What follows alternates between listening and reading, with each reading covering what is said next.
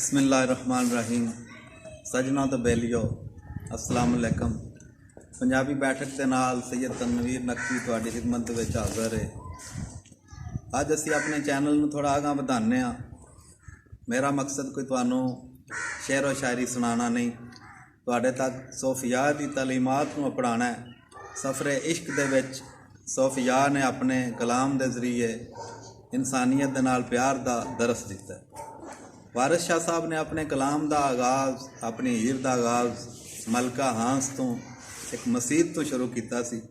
असी अज तुहाडे सामने अपने इस चैनल का आगाज़ छन्नी मस्जिद आस्ताना आलिया की मस्जिद दे विचों दरबार सैयद सोहने शाह साहब तो शुरू करने।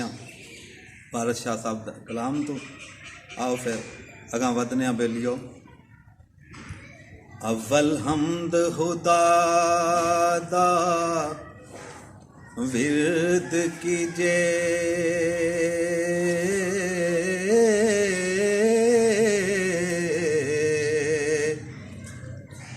ते इश्क कीता सुजगदा मूल मियां।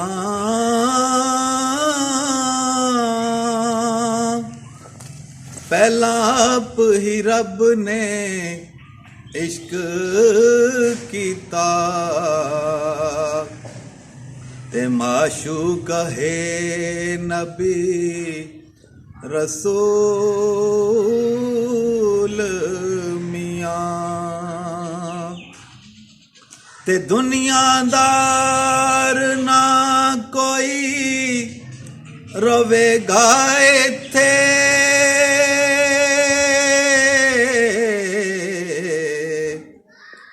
ते आशक फकरी साबत रहणगे नी। आपो आप ही मालूम कर लैणगे सबे, जद हशर नू मामले पैणगे नी। लो दोस्तों, इस वीडियो नूं तुसीं लाइक करियो, इहदे ते कमेंट करियो ते दस्सियो ये चंगी बनती है, अच्छी है, इहदे च किहड़ी कमी बेशी है। असीं इंशाअल्लाह फिर बुल्ले शाहरां दा कलाम मियाँ साहब खड़ी शरीफ वालियां दा पेश करके, हज़रत सुल्तान बाहू रहमतुल्लाह तआला अलैह दा पेश करके फिर इन्हां दी तलीमात दी तशरीह अल जांदे।